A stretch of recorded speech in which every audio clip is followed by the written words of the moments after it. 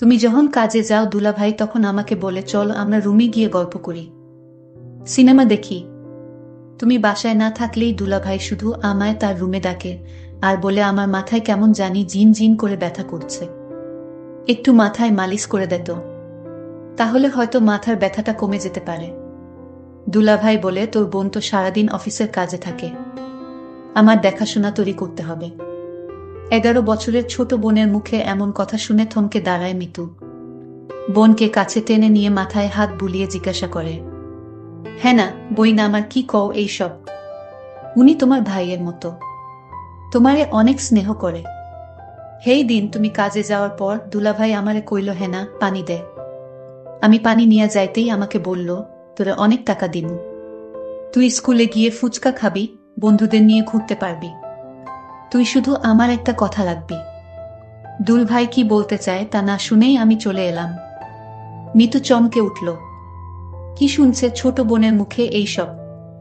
একমাত্র ছোট বোন হেনা, বাবা মা ছোট থাকতেই মারা যায়। বাসায় বাসায় কাজ করে দুজনের পেট চালাতো মিতু। একদিন শাকিলের সাথে পরিচয়। শাকিল ছিল কেয়ারটেকার, সেই বাসায় কাজ করত মিতু।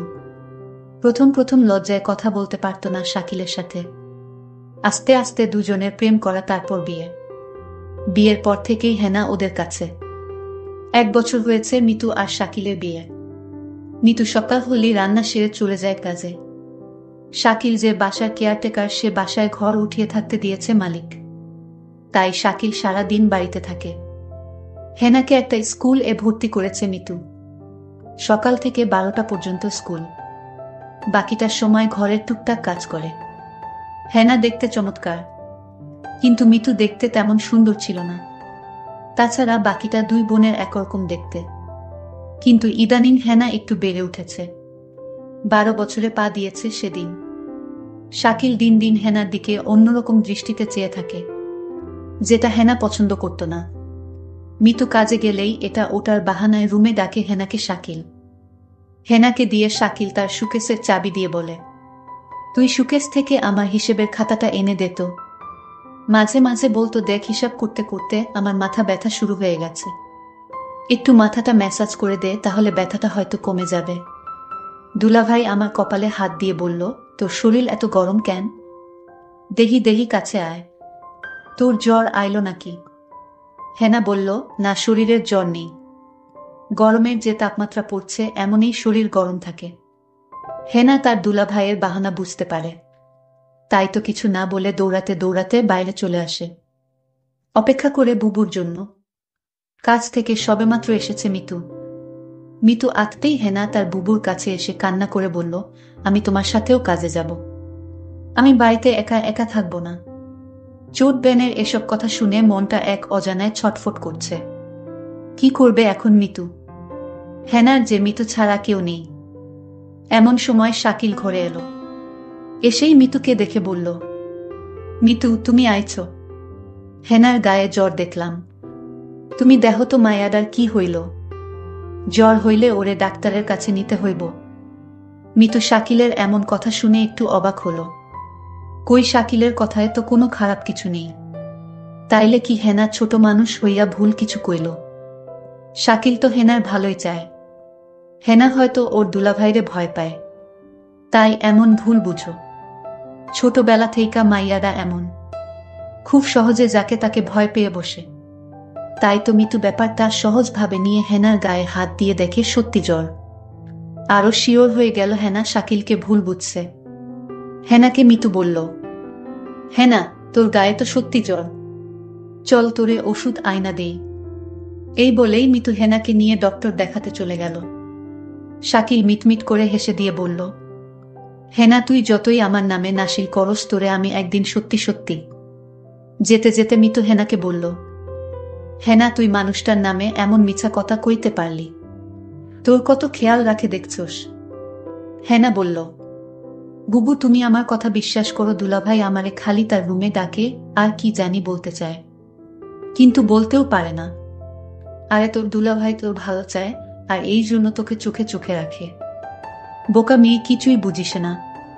মিতু ছোট্ট হেনাকে বুঝিয়ে বলল, শাকিল একেবারে সাধাসিধে, ভুলটা হেনার।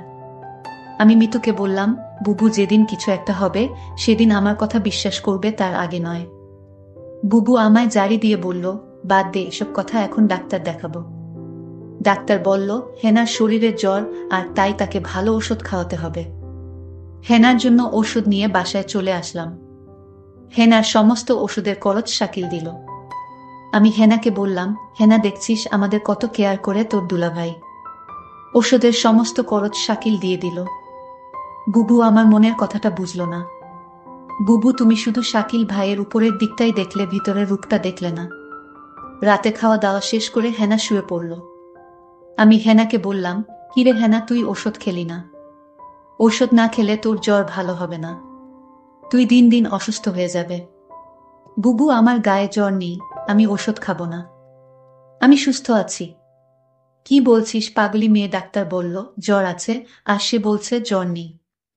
বুবুর জোরাজুরিতে আমি জ্বরের ওষুধটা খেয়ে নিলাম। আমার কিছুই করার ছিল না।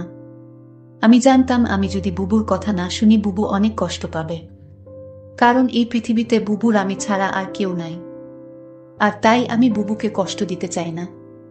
কিন্তু বুবু আমার একটা কথা কোনোভাবেই বিশ্বাস করছে না। কিন্তু বুবু বিশ্বাস করবে সেই দিন যেদিন আমার একটা কিছু হবে, তার আগে না। কিছুদিন পর বুবুর অফিস বন্ধ দিয়েছিল 1 সপ্তাহ। সারাদিন বুবু বাড়িতে থাকত। আমি স্কুলে যেতাম আর 12টা বাজে চলে আসতাম।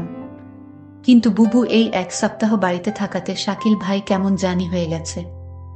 দুলাভাই মেজাজ দেখি কিটকিটে হয়ে গেছে। আমার মনে হয় বুবু বাড়িতে থাকায় দুলাভাই এটা কিছুতেই সহ্য করতে পারছে না। পরদিন আমি স্কুল থেকে ফিরলাম, রৌদ্র দিয়ে আসলাম, শরীর গরমে মনে হয় পুড়ে যাচ্ছে। দুলাভাই তখন আমার কপালে হাত দিয়ে বলল, সর্বনাশ, মেয়েটা তো আজ জ্বরে পুড়ে যাচ্ছে, তাড়াতাড়ি চলো ডাক্তারের কাছে নিয়ে যাই। বুবু তখন বলল, তুমি হেনাকে নিয়ে ডাক্তার দেখিয়ে আসো, আমি বাড়ির রান্না ভাড়ার কাজটা সেরে নেই। হেনা তখন আমায় বলল, বুবু আমার জ্বর হয়নি, আমি ডাক্তারের কাছে যাব না। বুবু, তুমি কেন বুঝ না আমার কথা? দুলভাই শুধু অয়থায় ডাক্তারের কাছে আমায় নিয়ে যায়। আমার শরীরে জ্বর নেই। বুবু, আমি ডাক্তারের কাছে যাব না। দুলাভাই বলল, আচ্ছা তুমি যখন যেতে চাচ্ছ না তাহলে আমি গিয়ে ওষুধ নিয়ে আসি। বুবু বলল, দেখছিস তোর দুলাভাই কত ভালো, তোর একটু সমস্যা হলেই তোর জন্য কত কিছু করে। আজকাল এমন মানুষ পাওয়া বড়ই কঠিন। হেনা, বুবু, তুমি দুলাভাইকে চিনতে পারোনি। তুমি মানুষটার সাথে সংসার করছো অথচ তার মন মানসিকতা সম্পর্কে তোমার ধারণা নেই। বুবু, বুবু, দুলাভাই তোমার সামনে আমার সাথে ভালো আচরণ করে। চুপ কর, তোর দুই ভাইয়ের নামে কোনো বদনাম করবি না। আমি বুবুর কথা শুনে অবাক হলাম আর মনে মনে বললাম, বুঝবে বুবু, বুঝবে, সময় হারিয়ে সবই বুঝবে। আমার কথার কোনো মূল্য তুমি আজ দিচ্ছ না। পরদিন বুবু হঠাৎ অসুস্থ হয়ে পড়ে বিছানা থেকে উঠতে পারছে না, শরীরের একটু শক্তি নেই। বুবুর শরীরের প্রচণ্ড জ্বর চলে আসছে। দুলাভাই বুবুর অসুস্থতা দেখেও বলছে, আমার আজ একটা জরুরি কাজ আছে বাহিরে, আমার আসতে একটু লেট হবে। দুলাভাইকে বললাম, বুবুর গায়ে তো জ্বর আসছে, বুবুকে ডাক্তারের কাছে নিয়ে যেতে হবে।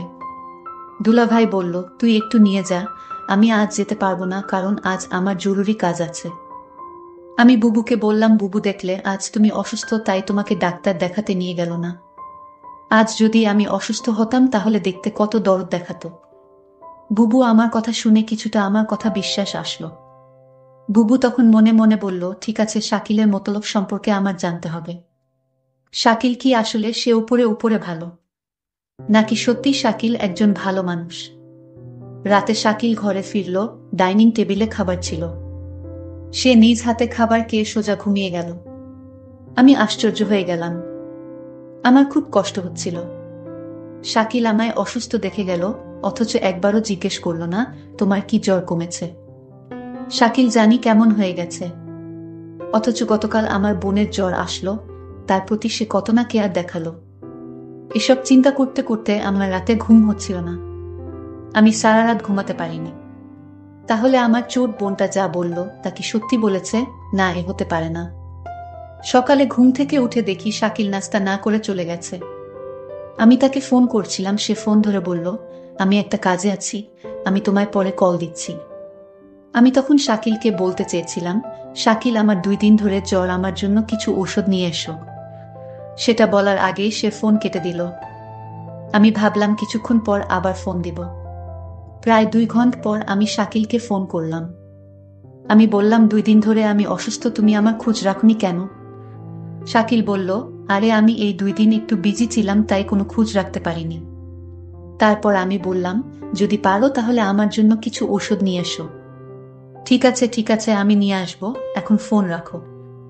আমার মনে হলো আমি তাকে ফোন দিয়ে বিরক্ত করেছি। একদিন রাতে শাকিল ঘুমাচ্ছিল, হঠাৎ মধ্যে রাতে দেখি শাকিলের রুমে নাই।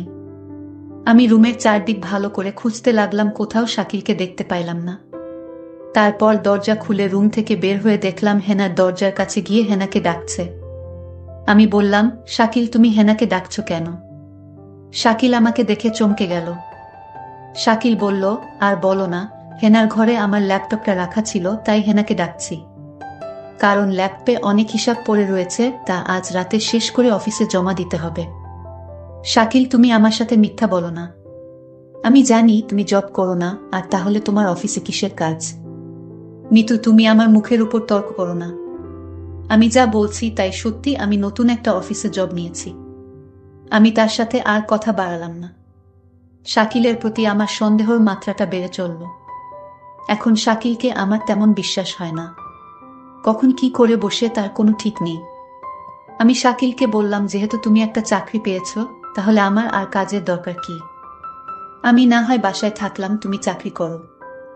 শাকিল তখন আমায় ধমকে সুরে বলল, তোমার যে বোন রয়েছে তার লেখাপড়ার খরচ কি আমি দিব? তুমি তোমার কাজ করো, আমি আমার কাজ করি। শাকিলের কথা শুনে বুঝতে পারলাম তার আসল চেহারাটা বের হয়ে আসছে ধীরে ধীরে। আমি বললাম, ঠিক আছে শাকিল, তোমার কোনো চাকরি করতে হবে না, আমি তো আছি। দেখলাম শাকিল অনেক খুশি হয়ে গেল। পরদিন আমি কাজে চলে গেলাম। বাড়িতে হেনা আর শাকিল। আমার এই দিন কাজে কিছুতেই মন বসছিল না, কারণ আমার খুব চিন্তা হচ্ছিল আমার বোনটাকে নিয়ে। আমি যেখানে কাজ করতাম সেই মালিককে বললাম, আজ আমায় একটু আগে ছুটি দিয়ে দেন, আমার বাসায় একটু সমস্যা। মালিক বলল, ঠিক আছে, আজ তোমাকে আগে ছুটি দিয়ে দিব। কোনরকম অফিসের সময়টা গেল। আমার ডিউটি হচ্ছে সকাল 8টা থেকে রাত 8টা, কিন্তু আজ আমি বিকাল 4টায় ছুটি নিয়ে বাসায় চলে আসলাম। বাসায় এসে দেখি বাড়িতে কেউ নাই, একদম নিবিড়। আমি হেনাকে ডাকছি, হেনা কোথায় তুই? আবার শাকিলকে ডাকছি, শাকিল কোথায় তুমি? আমি কারো সারা শব্দ পেলাম না। সমস্ত বাড়ি খুঁজছিলাম, কাউকে দেখতে পাচ্ছিলাম না। শুধু একটা জায়গা বাকি ছিল, আর সেই জায়গাটা হলো বাথরুম। আমি বাথরুমের দিকে গেলাম, গিয়ে যা দেখলাম তা দেখে আমার মনে হচ্ছিল আমার দম আটকে গেল। আমি দেখলাম হেনা একপাশে পড়ে আছে। আমি দৌড়ে কাছে গিয়ে হেনাকে ডাকলাম, হেনা বোন আমার, তোর কি হয়েছে? হেনার কোনো সারা শব্দ নেই। চিৎকার করে হেনাকে ডাকছি, এই হেনা উঠ, তোর কি হয়েছে বোন? আমি কথা দিচ্ছি আমি আর কোনোদিন তোরে বাসায় একা রেখে কাজে যাব না। লক্ষ্মী বোন আমার, তুই উঠ, আমার সাথে রাগ করিস না। হেনার মুখ দিয়ে কোনো কথাই বের হচ্ছিল না। একটা সময় বুঝতে পারলাম হেনা আর নেই। হেনা আমার সাথে অভিমান করে চলে গেছে। হেনা মরে গেছে। আমি কাঁদছিলাম আর বলছিলাম, হেনা বোন আমার, তুই একবার উঠ, এই যে আমি কথা দিচ্ছি এখনই তোকে নিয়ে অন্য কোথাও চলে যাব। হেনা আমার কথা শুনছিল না। শুনবে কি করে, সে তো মরে গেছে। আমি হেনার হাতে একটা চিঠি দেখতে পেলাম। চিঠিটা তার হাত থেকে নিয়ে খুলে দেখলাম। চিঠিতে লেখা ছিল, বুবু তুমি আমার কথা বিশ্বাস করছিলে না, আমি অনেক কষ্ট নিয়ে দুনিয়া থেকে চলে গেলাম। এর কারণ হলো আমার দুলাভাই। বুবু তুমি আমাকে ক্ষমা করে দিও। আর তোমার প্রতি একটা অনুরোধ, তুমি শাকিলকে ছেড়ে চলে যেও, তা না হলে আমার আত্মা শান্তি পাবে না। আমার আর বুঝতে বাকি রইল না কেন হেনা দুনিয়া ছাড়ল। কি ঘটেছিল? আমার বোন ঠিকই বলেছিল, বুবু তুমি সময় হারিয়ে সব বুঝবে। আজ আমার বোনের কথার ফল আমি পেয়ে গেলাম, কিন্তু আমি এর শেষ দেখে ছাড়ব। আমি শাকিলকে খুঁজতে লাগলাম। আমি শাকিলকে কোথাও খুঁজে পাচ্ছিলাম না। তারপর আমার বোনের হাতের চিঠি দিয়ে শাকিলের নামে মামলা করলাম। শাকিলের সারা জীবনের জেল হয়ে গেল। বন্ধুরা, আমি কষ্ট করে তোমাদের জন্য গল্প তৈরি করি। যদি গল্পটি ভালো লাগে তাহলে ভিডিওতে একটি লাইক করে পাশে থাকবেন। আর এরকম নতুন নতুন গল্প পেতে আমার চ্যানেলটি সাবস্ক্রাইব করে পাশে থাকবেন।